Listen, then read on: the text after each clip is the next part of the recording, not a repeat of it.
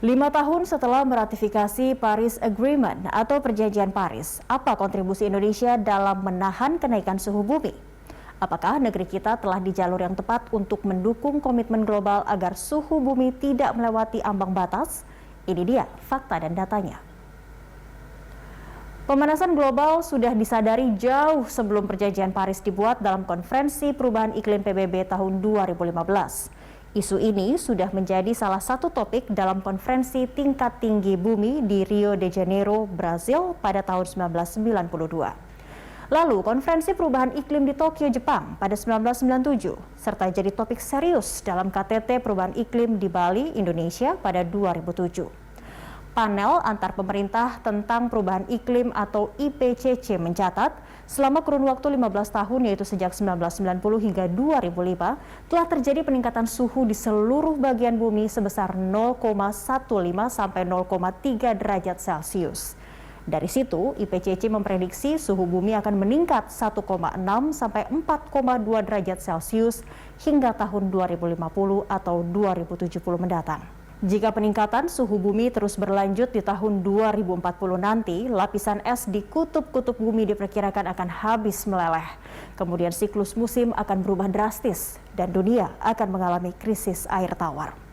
Bahkan IPCC memprediksi peningkatan temperatur rata-rata global bisa mencapai 5,8 derajat Celcius pada tahun 2100.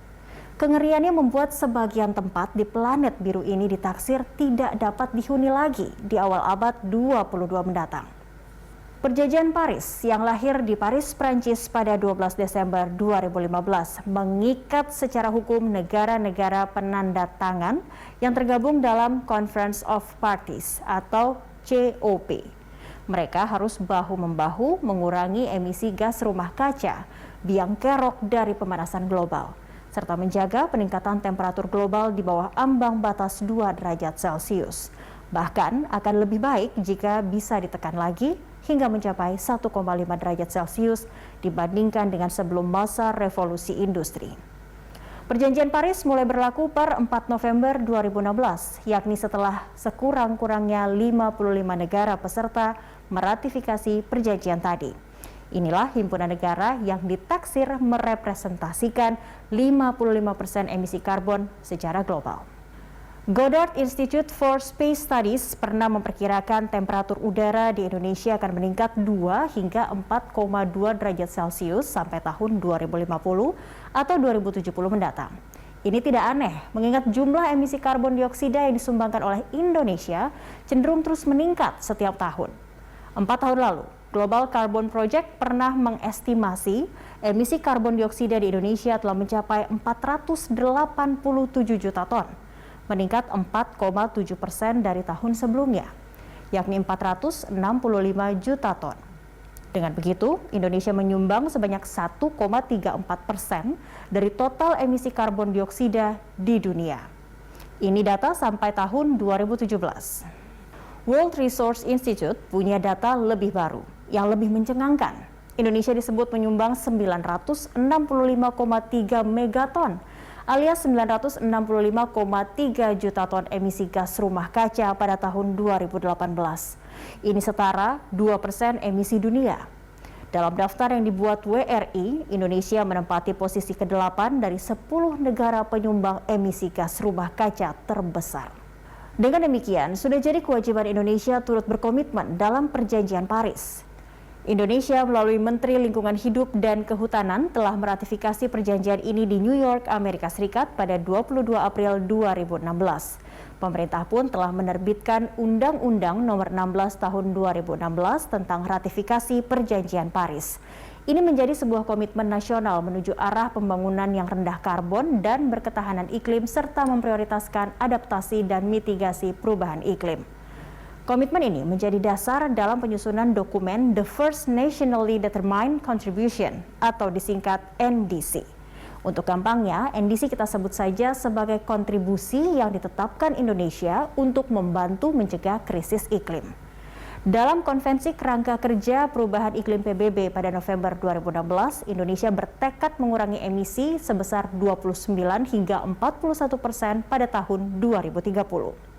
29% dengan skenario tanpa persyaratan, alias dengan upaya sendiri, dan pengurangan emisi sebesar 41% apabila terdapat dukungan internasional. Dalam NDC, pemerintah menjelaskan upaya menurunkan emisi gas rumah kaca sebanyak 29% dari business as usual pada 2030.